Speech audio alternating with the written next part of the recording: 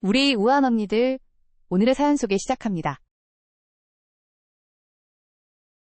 33년간 보험 영업을 하다가 정년 은퇴한 저는 아내와 함께 제2의 인생을 설계했어요. 회사 생활 마지막 해에는 연봉이 8천만 원까지 올랐고 퇴직금도 1억 5천만 원을 받았죠. 서울 강남 아파트를 3억 2천만 원에 팔아서 총 5억 원 정도의 목돈이 생겼어요. 이제 진짜 하고 싶었던 일을 해보자 며 강원도 산골 마을에 1300평 땅을 평당 18만 원에 삿고 항토 전원주택과 함께 산속 치유 카페를 오픈하기로 했죠. 은퇴 후 여생은 자연 속에서 소박하게 살며 사람들에게 힐링을 선사하겠다는 낭만적인 꿈을 품고 있었거든요. 땅을 보러 갔을 때는 정말 환상적이었어요. 사방이 산으로 둘러싸이고 앞으로는 계곡이 흐르는 마치 그림 같은 풍경이었죠. 부동산 중개인도 여기서 카페 하면 대박 날 거예요. 요즘 힐링 카페 얼마나 인기인데요? 라며 부추겼고요. 건축업체에서는 황토집으로 지으면 더 운치 있을 것이라며 설계도까지 그려줬어요. 50평 규모의 카페 겸 주택 넓은 데크 예쁜 정원까지 계획했죠. 처음엔 정말 순조로웠어요.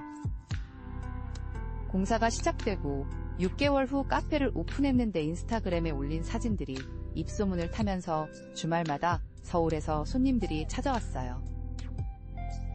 여기가 바로 힐링 카페네요. 공기 너무 좋아요. 아메리카노 맛도 일품이에요. 라는 후기들을 보며 역시 내 선택이 옳았다 고 뿌듯해했어요. 첫 3개월 동안은 주말 매출만 하루 40만 원씩 나왔고 평일에도 20만 원 정도였죠.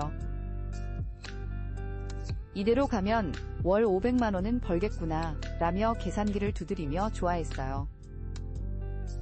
그런데 현실은 생각보다 훨씬 냉혹했어요. 우선 건축비가 예상보다 2억 원이나 더 들어갔어요. 처음 견적은 1억 5천만 원이었는데 막상 시작하니 이것저것 추가되는 게 한두 가지가 아니더라고요. 산골이라 자재 운반비만 3천만 원, 기초공사비 5천만 원, 황토 내장재 3천만 원이 추가로 나갔어요. 진입로 포장에만 3천만 원, 정화조 설치에 1,500만 원, 상하수도 연결에 2천만 원, 전기 인입비도 500만 원이었고요. 인테리어와 카페 장비까지 합치니까 총 4억 원이 들어갔어요. 급기야 대출을 받아야 했는데 처음엔 1억 원만 빌리면 된다고 생각했어요. 하지만 공사가 진행되면서 자금이 부족해 계속 추가로 대출을 받게 됐죠. 1차 대출 1억 원, 2차 대출 1억 5천만 원, 3차 대출 1억 원, 마지막에 운영자금까지 1억 5천만 원을 빌려서 총 5억 원까지 늘어났어요. 이자도 연 4.5%씩이니까 월 187만 원씩 나가더라고요. 더 큰 문제는 경쟁이었어요. 제가 카페를 열고 6개월 만에 반경 10km 내에 비슷한 콘셉트의 전원 카페가 7개나 생겼어요. 산속 힐링 자연 속 휴식 숲속 카페라는 컨셉이 다 똑같았죠. 더 새롭고 예쁜 곳들이 계속 생기니까 손님들은 그쪽으로 분산됐고 저희 매출은 절반으로 뚝 떨어졌어요. 주말 매출이 20만 원, 평일은 5만 원도 안 나오는 날이 많아졌죠. 그나마 여름까지는 버텼는데 겨울이 되자 정말 절망적이었어요. 12월 첫째 주에 폭설이 40cm나 내렸는데 산골 진입로가 완전히 막혀버렸어요. 제설 작업을 하려면 업체를 불러야 하는데 한 번에 50만 원씩 들었죠. 일주일에 2에서 3번은 눈이 와서 제설비만 월 200만 원이 나갔어요. 그나마 해도 손님들이 길이 너무 위험하다, 체인 없으면 못 올라간다며 발길을 끊었거든요. 난방비도 장난이 아니었어요. 50평짜리 카페에 기름 보일러를 돌리니까 겨울 한 달에 150만 원씩 나왔어요. 전기료도 난방 보조용으로 전기 히터까지 틀어서 월 80만 원, 거기에 대출이자 187만 원까지 합치면 월 고정비가 417만 원이었어요. 반면 겨울 3개월 동안은 주말 매출이 10만원도 안 나오는 날이 대부분이었어요. 완전히 적자 구조였죠. 게다가 예상치 못한 민원도 발생했어요. 인근 마을 주민들이 관광버스 소음이 시끄럽다, 쓰레기 문제가 심각하다, 하수 처리가 제대로 안 되고 있다며 항의했고 군청에서는 영업 허가 조건을 위반했다며 개선 명령을 내렸어요. 주차장을 20면에서 40면으로 확장하는데 1,500만원, 방음벽 설치에 800만원, 정화조 증설에 1,200만원이 추가로 들어갔죠.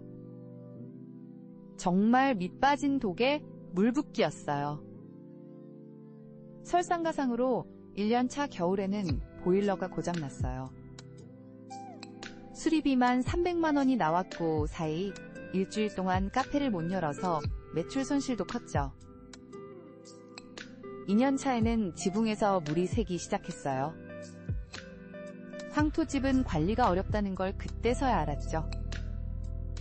지붕방수공사에 800만원, 벽보수에 500만원이 또 들어갔어요. 2년을 버텨봤지만 상황은 나아지지 않았어요. 오히려 더 악화됐죠.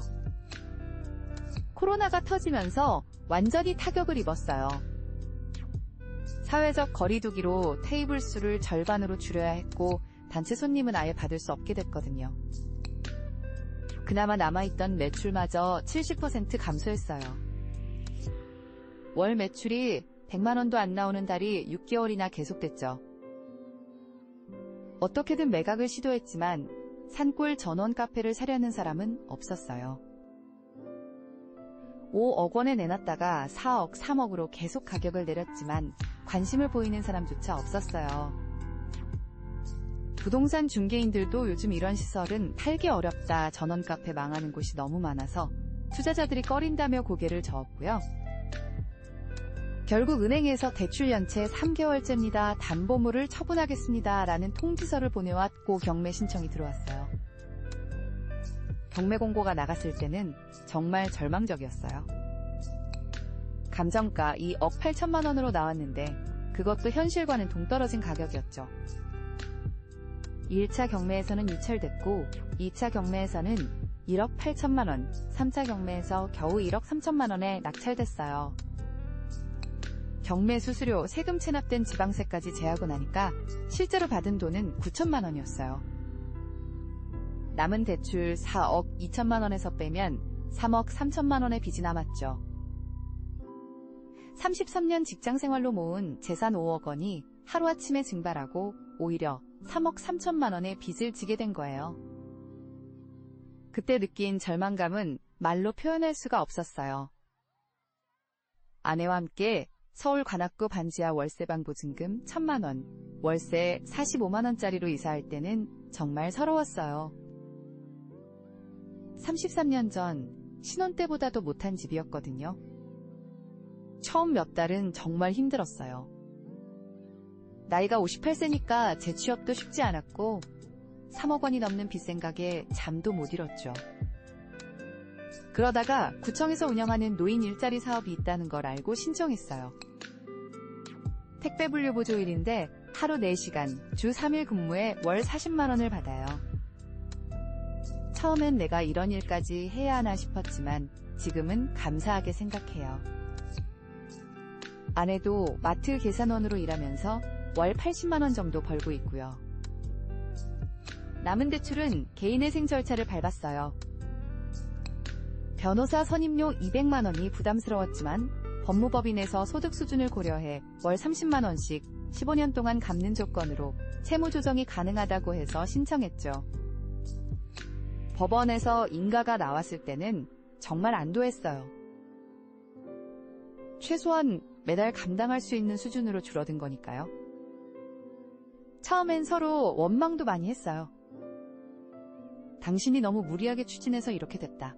좀 더 신중하게 계획했어야지. 왜 대출을 그렇게 많이 받았냐며 매일 다투기도 했죠. 아내는 친구들 만나기도 부끄럽다며 우울해 해코져도 33년 일한 게 다 물거품이 됐다며 자책했어요. 하지만 지금은 오히려 더 끈끈해진 것 같아요. 어느 날 아내가 여보 우리가 함께 꿈꾼 일이니까 함께 책임지자. 나이든 부부가 서로 원망하면 누가 우리를 지켜줄 거야 라며 손을 잡아줬을 때 정말 고마웠거든요. 그 순간 아이 사람과 함께라면 다시 일어날 수 있겠구나 라는 생각이 들었어요. 아내는 요즘 블로그를 운영하면서 저희 경험을 솔직하게 기록하고 있어요. 은퇴 후 전원생활의 현실이라는 제목으로 쓴 포스팅이 조회수 15만을 넘었어요. 댓글에는 덕분에 신중하게 결정하게 됐다. 현실적인 조언 감사하다. 저도 비슷한 계획을 세우고 있었는데 다시 생각해보겠다는 반응들이 정말 많더라고요. 실패도 누군가에게는 도움이 되는 경험이 될 수 있구나 라고 생각하니까 조금은 위안이 됐어요. 지금 제가 후배 은퇴자들에게 꼭 하고 싶은 말이 있어요. 첫째, 대출은 정말 신중하게 해야 합니다. 특히 부동산 담보대출은 아무리 여유가 있어도 감정가의 50%를 넘지 마세요. 저는 80%까지 빌렸다가 완전히 망했거든요. 둘째, 전원 생활은 생각보다 돈이 훨씬 많이 들어요. 난방비유지, 보수비, 교통비, 인터넷비까지 계산하면 서울보다 비쌀 수도 있어요. 셋째, 사업은 최소 3년치 운영비를 미리 확보한 후에 시작하세요. 저는 6개월치밖에 준비 안 해서 금방 바닥났거든요. 넷째, 겨울철 매출 감소는 정말 심각해요. 여름 매출의 20%도 안 나올 수 있다고 생각하세요. 다섯째, 경쟁이 금방 심해집니다. 요즘은 전원 카페가 너무 많아서 차별화하기가 정말 어려워요. 여섯째, 민원은 반드시 발생한다고 보세요. 시골 마을 주민들과의 관계가 생각보다 중요해요. 일곱째, 최악의 시나리오까지 모두 고려해보세요.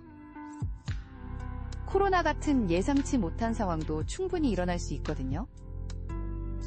요즘 저희 부부는 동네 카페에서 아메리카노 한 잔씩 마시며 소소한 행복을 느껴요. 예전엔 내가 운영하는 카페에 대한 부담과 스트레스가 컸는데 이제는 그냥 손님으로 편안하게 커피를 즐길 수 있어서 오히려 좋아요. 사업자가 되면 고객이 될 수 없다는 말이 정말 맞는 것 같아요.